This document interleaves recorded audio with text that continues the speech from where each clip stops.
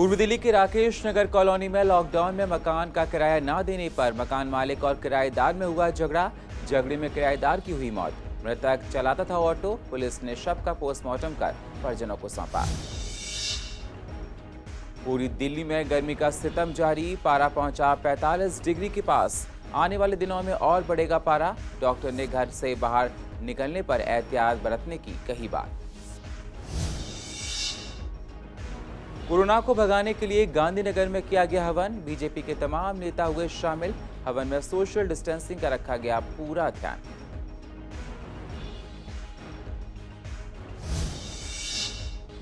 चंद्रनगर में फलवाली की लूटपाट होने के बाद लोगों ने की सहायता। मिले 8 लाख के करीब सहायता।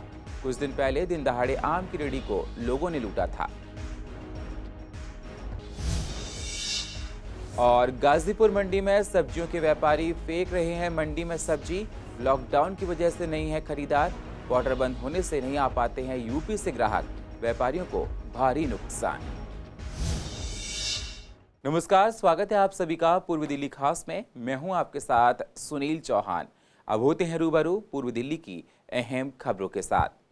कोरोना काल में बहुत से लोगों का व्यापार खत्म हो गया है। किसी की नौकरियां चली गई तो किसी की कारोबार ठप हो गई। बहुत से लोग बेरोजगार हो गए हैं और अपने परिवार को चलाने के लिए लोगों के सामने संकट पैदा हो गया है। पूर्व दिल्ली के लोगों का लॉकडाउन में भी गुस्सा चरम पर है। राकेश नगर कॉलोनी में किराएदार और मकान मालिक के बीच में मकान के किराए को लेकर लड़ाई हो गई, जिसमें किराएदार चोट लगने से घायल हो गया और उसकी इलाज के दौरान जीटीबी अस्पताल में मौत हो गई है। पुलिस इस पूरे मामले को काफ़ी गहराई से जांच रही है और इस मामले की जो एक शिकायत होती है उसको हर्ष बिहार थाने में दर्ज कर लिया गया है और मामले की जांच की जा रही है। मृतक किराएदार ऑटो चलाया करता था। शव का पोस्टमार्टम कर परिवार वालों ने शव को परिवार को सौंप दिया है। परिवार वालों का रो रो कर बुरा हाल है। परिवार वालों ने मकान मालिक पर सख्त से सख्त सजा मिलने की बात कही है। आपको बता दें, दिल्ली के सीएम ने साफ तौर पर कहा था कि इस लॉकडाउन में कोई भी मकान मालिक किराएदार से किराए को लेकर जबरदस्ती नहीं कर सकता है। अगर कोई किसी के साथ करता है तो तुरंत आप अपने नजदीक के पुलिस थाने में जाकर शिकायत भी कर सकते हैं।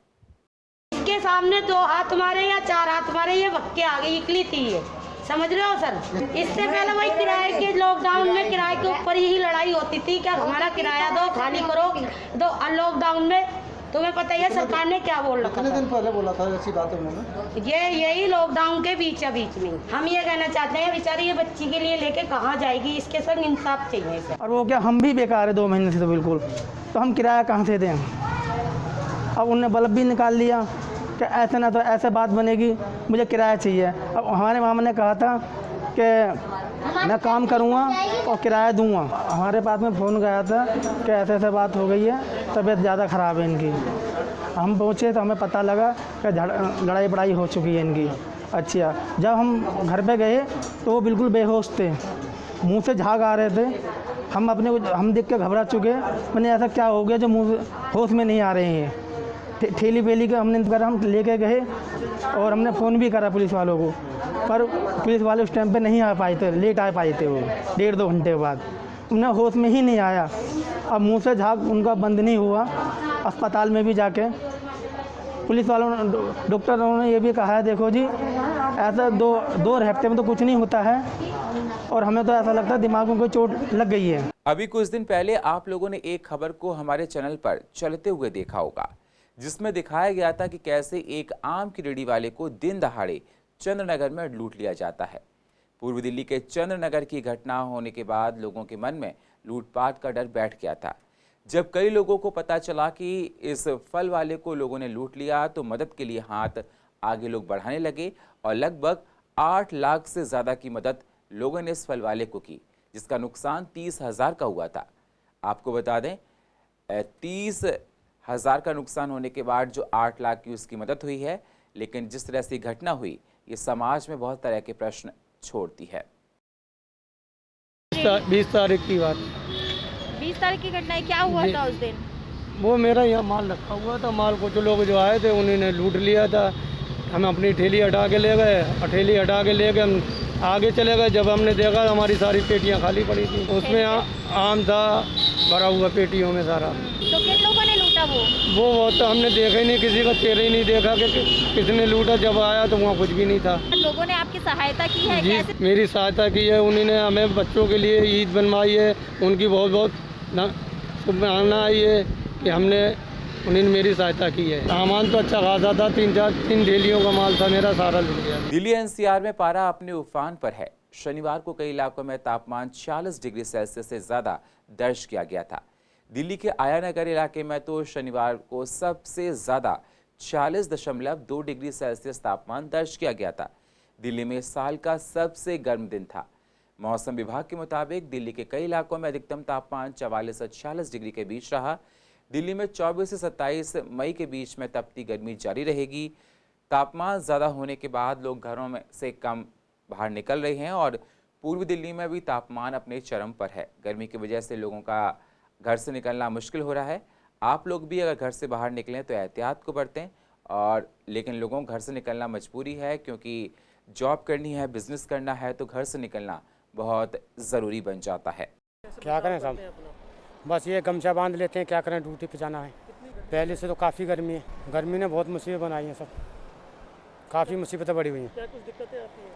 बस दिक्कत यही है, ड्यूटी पे जाना पड़ रहा है, मजबूरी है। अगर गर्मी तो है, ज़्यादा बचाव तो करेगा आदमी। अब क्या जी दिक्कतें आ रही हैं? दिक्कत अभी तो कुछ नहीं जी, अब मालूम आगे भी दिक्कत है। ज़्यादा गर्मी होगी वही है, सर्दी जुकाम बुखार वही आदमी पकड़ेगा उसका। बहुत परेशानी है भैया, सवारी नहीं मिल रहा है, रोटी पानी नहीं मिल रहा है, गर्मी वैसे भी ऊपर से ज़्यादा पड़ रहा है, ज़मीन से नीचे से बहुत गर्मी दे रहा है।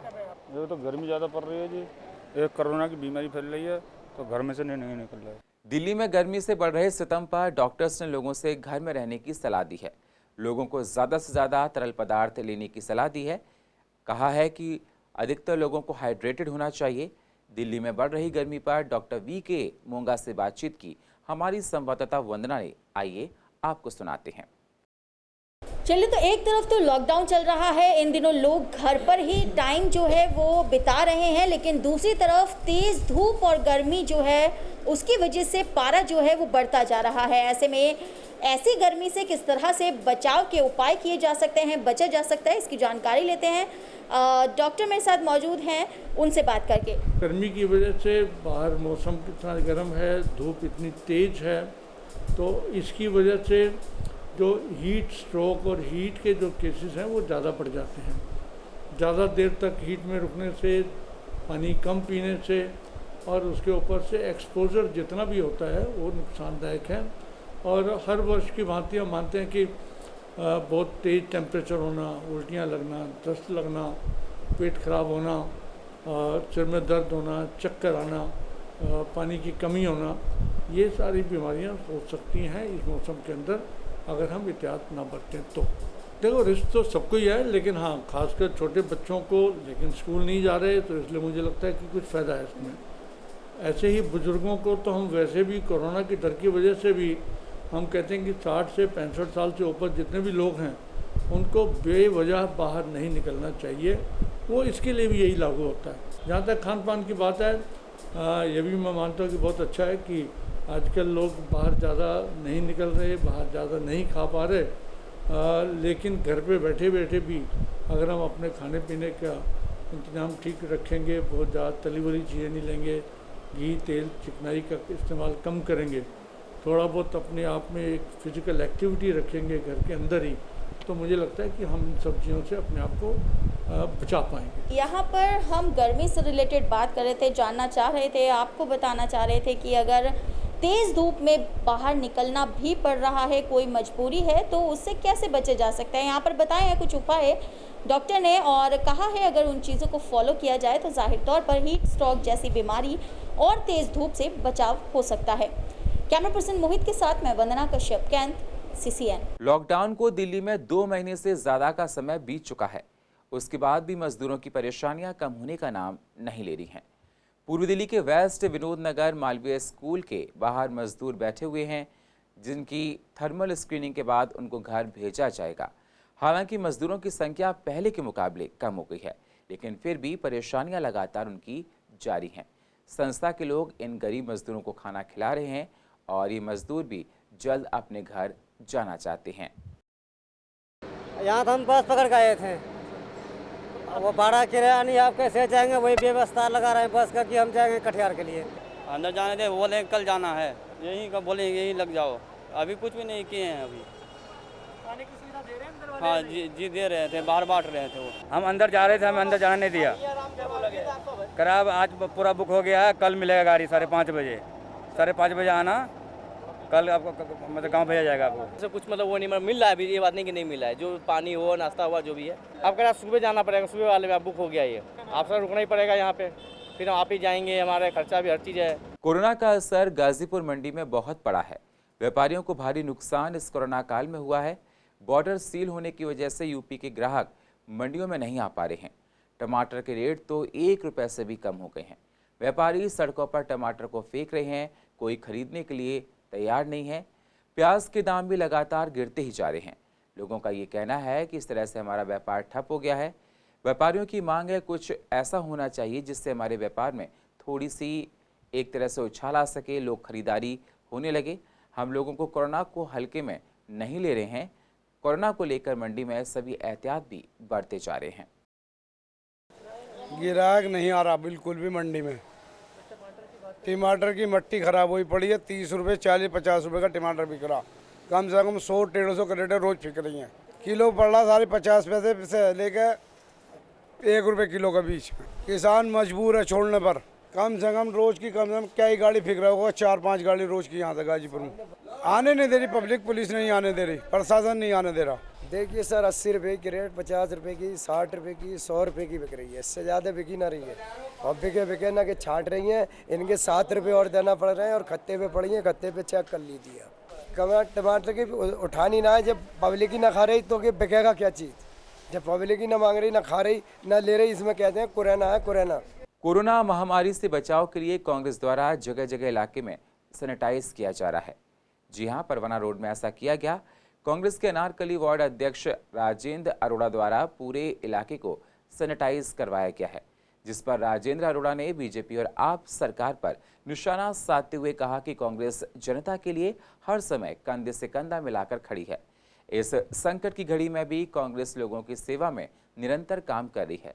आप और बीजेपी सरकार द्वारा सैनिटाइज केवल नाम के लिए करवाया जा रहा है।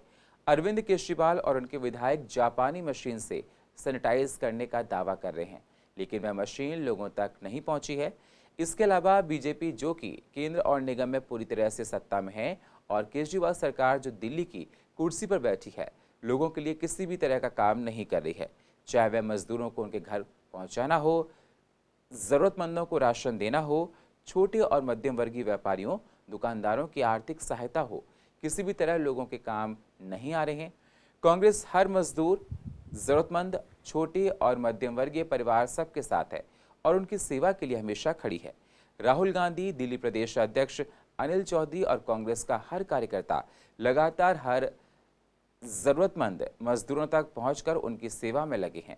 जब तक ये गंभीर स्थिति देश की पूरी तरह से खत्म नहीं हो जाती है, तब तक कांग्रेस अपना कर्तव्य निभाती रहेगी। क्षेत्र में बड़ी गाड़ी से सैनिटाइजर कराया जा रहा है। सैनिटाइजर कराने का मुख्य उद्देश्य ये है कि हमारी जो हमारी इस समय जो केजरीवाल सरकार है और एमसीडी के अंदर जो है वो बिल्कुल फ्लॉप साबित हुई हैं। उन्होंने क्षेत्र में कोई काम नहीं कर रहे हैं, जनता परेशान है। तो आज इस कड़ी में कांग्रेस छोटी मशीनों से घर घर सैनिटाइज कराया और बड़ी गाड़ी से आज क्षेत्र में बड़े रोडों पर सैनिटाइज किया जा रहा है। हर इलाके में काम हो रहा है। जब से महामारी का काम शुरू हुआ है तब से, चाहे वो खाना बांटने का काम हो, कांग्रेस रसोई हर वार्ड में चली है। आज सैनिटाइजर का जो काम है, जब दोनों सरकारों को विफल होते देखा तब कांग्रेस ने बीड़ा खुद उठाया और आज पूरी दिल्ली में छोटी मशीनों द्वारा और बड़ी मशीनों द्वारा हर क्षेत्र में सैनिटाइज किया है। पूरी दिल्ली देख रही है, दिल्ली की जनता देख रही है कि एमसीडी द्वारा जो सैनिटाइज किया जा रहा है, हम उसमें आपको फ़र्क भी बताते हैं। वो एक 20 से 25 रुपये लीटर तक का सैनिटाइज यूज़ कर रहे हैं, लेकिन केमिकल, और हमारा जो केमिकल यूज़ हो रहा है वो 90 से 110 रुपये लीटर का केमिकल यूज़ हो रहा है। दूसरी बात, दिल्ली सरकार का कोई भी एमएलए, आप कोई भी निगम पार्षद, यदि आप मुझे कैमरे में दिखा दें, सड़क पर उतरते हुए दिखा दें, तो हम नहीं बताएंगे। बीजेपी के सारे जितने भी निगम पार्षद हैं, जो कि तीनों बीजेपी के तीनों एमसीडी हैं उसमें पूरी दिल्ली में, तीनों में सत्ता पे काबिज कौन है? बीजेपी। फंड उनके पास पूरा है। अभी 150-200 करोड़ केजरीवाल जी कहते हैं मैंने 200 करोड़ रुपये उनको लॉकडाउन में उनको दिया। कहाँ है वो पैसा? कहाँ लग रहा है वो पैसा? कहीं नहीं लग रहा। अगर यदि कोई आगे आया है पूरे भारत में, पूरे संपूर्ण भारत में, हर राज्य में, हर प्रदेश में, हर जगह, और दिल्ली के 272 वार्डों में, दिल्ली की 70 विधानसभा, अगर यदि किसी ने कोई काम किया है तो कांग्रेस पार्टी ने बढ़ चढ़ काम किया है। कोरोना को लेकर पूरा देश परेशान है, जिसको लेकर हर प्रयास ऐसा किया जा रहा है जिससे इस कोरोना जैसी महामारी को देश से भगाया जा सके। पूर्व दिल्ली के गांधीनगर में बीजेपी पार्षद रोमेश गुप्ता ने हवन पूजन किया, जिसमें सोशल डिस्टेंसिंग का पूरा ध्यान रखा गया। बीजेपी नेताओं ने इस हवन में हिस्सा लिया और ईश्वर से यही कामना की कि जल्द से जल्द ये कोरोना महामारी हमारे देश से चली जाए। नेताओं के साथ क्षेत्र की जनता भी इस हवन में आई और ईश्वर से कोरोना को भगाने को लेकर प्रार्थना की है। इस समय जो पूरे संसार में कोरोना महामारी जो फैली हुई है उसको लेकर बहुत ही मन चिंतित था, दुखी था। तो मन में आया कि क्यों ना हम इसमें ईश्वर की आराधना करें और कोरोना से पूरे देश को, पूरे संसार को मुक्ति मिले और ये महामारी पूरे संसार से दूर हो, इसलिए ये यज्ञ कराने का मन में आया।